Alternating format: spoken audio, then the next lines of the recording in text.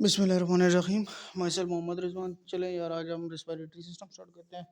इस वीडियो में हम रिस्पायरेटरी सिस्टम की जो है एम्ब्रियो, फिजियो और एनाटॉमी कर लेंगे। ठीक है, तो सबसे पहले एम्ब्रियोस करते हैं। एम्ब्रियो में आपकी आती है टाइप 1 निमोसाइट्स होते हैं, ये 97% एल्वेलर एक्सचेंजेस में काम करते हैं। टाइप 2 जो होते हैं वो 3% आपके एल्वेलर गैसेस एक्सचेंज में काम करते हैं। इसमें आप टाइप 2 आपका मेजोरिटी सर्फेक्टेंट प्रोड्यूस करता है। ठीक है, इस टाइप 2 निमोसाइट्स में आपका कोई कार्टिलेज नहीं होता। ठीक है, और अगर हाँ टाइप 2 सर्फेक्टेंट प्रोड्यूस ना कर सके तो उसकी वजह से आपको एनआरडीएस की डिजीज़ हो सकती है। ठीक है, जब सर्फेक्टेंट नहीं होता तो एनआरडीएस होता है। ठीक है, और टाइप 2 आपका जो होता है स्विंगोमाइलिन और लेसिथिन प्रोड्यूस करता है और डीबीपीसी भी प्रोड्यूस करता है। ठीक है, और इसकी जो नॉर्मल रेशो होती है वो 2:1 होता है। अगर एनआरडीएस हो तो इसकी जो नॉर्मल रेशो 1.5 होती है स्विंगोमाइलिन रेशो लेसिथिन की। ठीक है, और इसमें आपका जो होता है आपका जो कंप्लीट गैस सर्फेक्टेंट का जो गेस्टेशन पीरियड होता है वो 20 वीक्स से स्टार्ट होता है और कंप्लीट गेस्टेशन इनका 35 वीक्स तक जाता है। ठीक है, और एनआरडीएस क्या चीज़ होती है? एनआरडीएस जब आपका स्फिंगोमाइलिन रेशियो लेसिथिन आपकी 1.5 से कम होगी तो आपको एनआरडीएस होगा। और इसमें एक और चीज़ भी इंपॉर्टेंट याद रख लें, हार्ट फेलियर सेल्स के जो नाम होते हैं ना वो हिमोसिट्रिन लेडिन मैक्रोफेज, सिर्फ इतना याद रखो फिलहाल अभी तक। लेप्लेस लॉ क्या होता है? लेप्लेस लॉ ये होता है एल्वेओलर टेंडेंसी इंक्रीज होती है, रेडियस उसमें डिक्रीज होता है। कोलैप्सिंग प्रेशर क्या होता है? 2 times surface tension over radius collapsing pressure को बोलते हैं। ठीक है, और इसमें आपको अब पता कैसे चलेगा कि एनआरडीएस है? इसमें आपको सर्फेक्टेंट की डेफिशिएंसी होगी। ठीक है, लेसिथिन रेशियो स्फिंगोमाइलिन जो होगा वो आपका लेस देन 2.5 होगा। एक्सरे में ग्राउंड ग्लास अपीयरेंस होगा, जहाँ भी एक्सरे में ग्राउंड ग्लास अपीयरेंस आए तो वो आपका होगा एनआरडीएस होगा। ठीक है, रिस्क फैक्टर आपका आता है pregnancy, C section, pre maturity.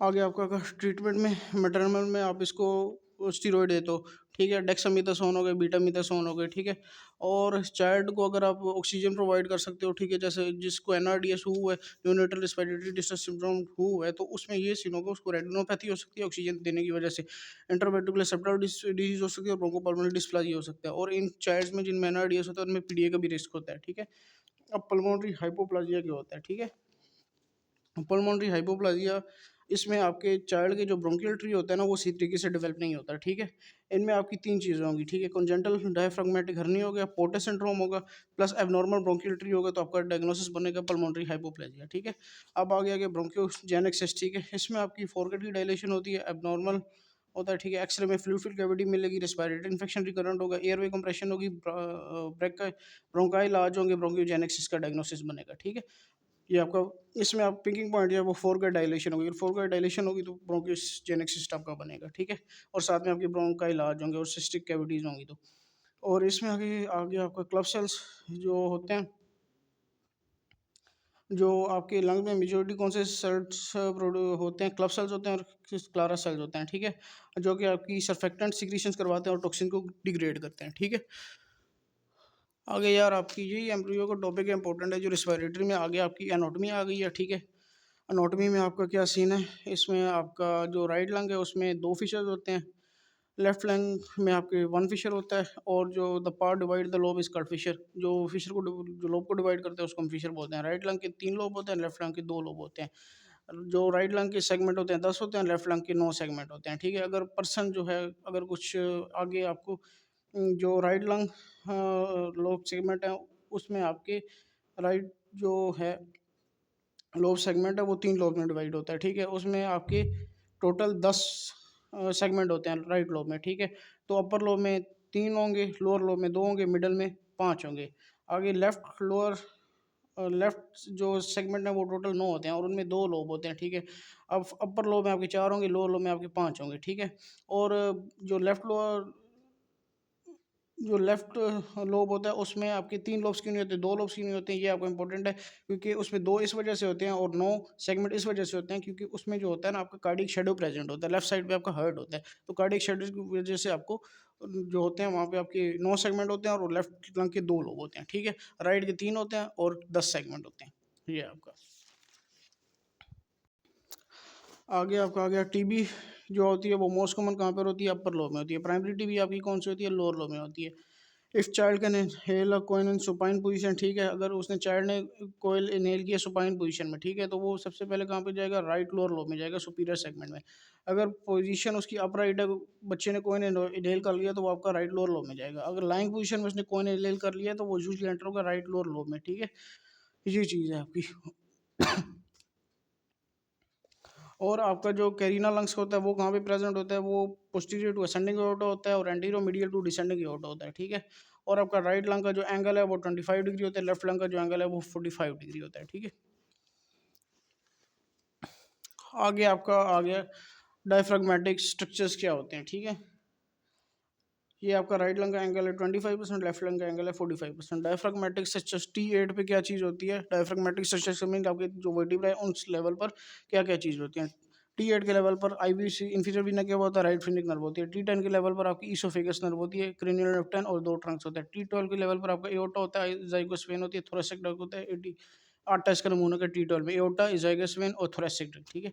अगर हेमी डायफ्राम अगर पहले से हो जाए तो उसमें कौन सी नर्व डैमेज होती है, आपकी फ्रीनिक नर्व डैमेज होती है। C4 के लेवल पर कॉमन आर्टरी बाइफर्केशन होती है। T4 के लेवल पर ट्रकिया बाइफर्केशन होती है। L4 के लेवल पर एब्डोमिनल एओर्टा बाइफर्केशन होती है, ठीक है। अब नॉन इंपॉर्टेंट एम्ब्रियोलॉजी के भी टॉपिक्स का तक एल्वेलियर जो स्टेज होती है वो आपकी जो 36 पे इमेच्योर होती है और 8 ईयर्स पे आपकी मेच्योर हो जाती है, ठीक है।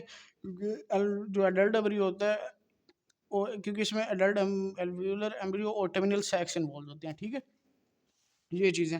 अब कंडक्टिंग जोन और रेस्पिरेटरी जोन में क्या चीज़ होती है, कंडक्टिंग जोन में आपका कोई गैसेज एक्सचेंज नहीं होता, ठीक है। Nose, pharynx, larynx, anatomically dead space इधर कहते हैं, ठीक है, कंडक्टिंग जोन को। रेस्पिरेटरी जोन में गैसेज एक्सचेंज इन्वॉल्व होता है, lungs, alveoli, bronchioles, alveoli duct, alveoli cilia और टेमिनेट, ये चीज़ें होती हैं आपकी। आगे आपका most common cells in conducting zone कौन से होते हैं, गोबलेट जोन होते हैं। Most common cells in respiratory zone कौन से होते हैं, क्यूबॉइडल सेल्स होते हैं। इन रेजिस्टेंट कंडक्टिंग सेल्स आपके लीस्ट रेजिस्टेंट टर्मिनल ब्रोंक्यूल्स होते हैं, ठीक है। और लीस्ट रेजिस्टेंस जो आपका कंडक्टिंग जोन होता है वो टर्मिनल ब्रोंक्यूल्स होता है। Most common cells in respiratory zone cuboidal cells होते हैं। Most common cells in conducting zone goblet zone, goblet cells होते हैं, सॉरी जोन नहीं, गोबलेट सेल्स होते हैं, ठीक है। और आपका आगे आ गया, ठीक है, टर्मिनल ब्रोंक्यूल्स में आपका कोई कार्टिलेज नहीं होती। हाईएस्ट रेजिस्टेंट कंडक्टिंग जोन में कहाँ पे होती है, ब्रोंकाई में होती है। आगे अब आपका ये आ गया कंडक्टिंग जोन में एपिथेलियम कौन सी होती है, pseudo stratified chelated columnar epithelium होती है। रेस्पिरेटरी जोन में आपकी कौन सी एपिथेलियम होती है, टाइप 1 न्यूमोसाइट्स में सिंपल स्क्वेमस होती है, टाइप 2 में क्यूबॉइडल एपिथेलियम होती है। ये आपकी जो है ना एनाटॉमी कंप्लीट हो गई। अब आगे करते हैं फिजियो, ठीक है। फिजियो में आपकी जो होती है सबसे पहले टोटल लंग कैपेसिटी वो कितनी होती है, 6 लीटर। रेजिडुअल वॉल्यूम आपका गैसेज एक्सचेंज में इन्वॉल्व नहीं होता, जो कि स्पायरोमीटर के थ्रू मेजर नहीं हो सकता, ठीक है, जो कि आपका 1 लीटर होता है। टाइडल वॉल्यूम आपका जो होता है नॉर्मल एक्सेलेशन इनहेलेशन एक साइकिल जो होता है वो आपका 500 मिलीलीटर का होता है। इंस्पायरेटरी वॉल्यूम को कहते हैं सांस को अंदर तेज तेज लेना, ठीक है।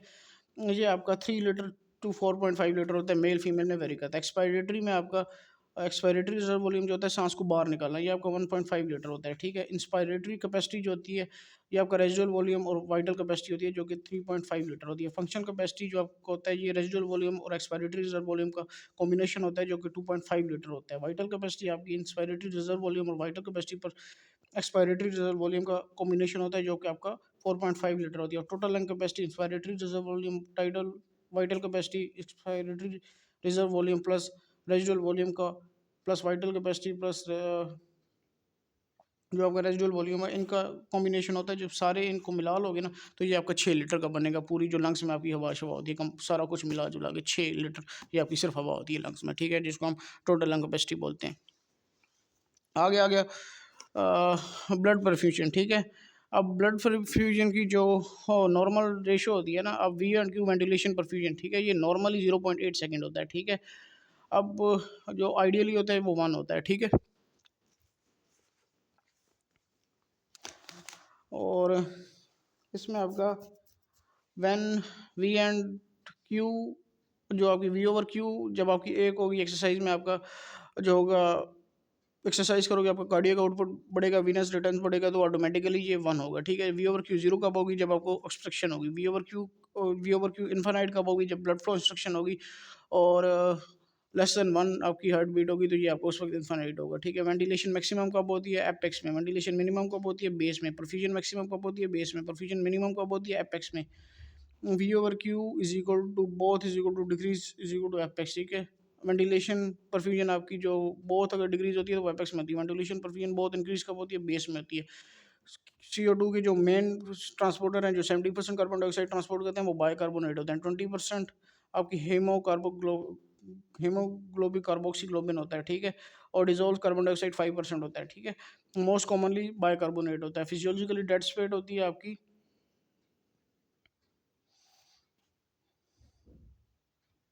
ठीक है। फिजियोलॉजिकली डेड स्पेस आपकी कंडक्टिंग जोन में होती है, ठीक है। VT आपका जो होता है वो आपका टाइडल वॉल्यूम को बोलते हैं। PaCO2 आपका आर्टियल CO2 को बोलते हैं, ठीक है। और आपकी PeCO2 जो होती है वो एक्सपायर्ड CO2 होती है इन कंडक्टिव जोन। अनऑटोमेटिक डेड स्पेस आपकी लंग्स के एपेक्स में होती है। रेस्पिरेटरी रेट नॉर्मल होता है 16 to 20 होता है आपका, ठीक है।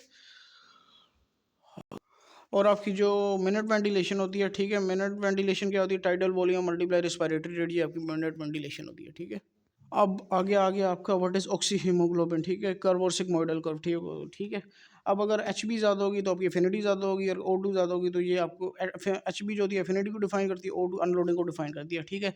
अब मैं आपको ये कर्व के बारे में बताता हूँ। जो ऑक्सी जो सिग्मोइडल कर्व होता है, अगर बोर इफेक्ट आपका होगा ना तो आपकी जो ऑक्सी हीमोग्लोबिन कर्व होगा या सिग्मोइडल कर्व होगा उसमें आपकी राइट शिफ्ट जाएगी। अगर हाइडीन इफेक्ट होगा तो उसमें आपकी लेफ्ट शिफ्ट जाएगी, ठीक है।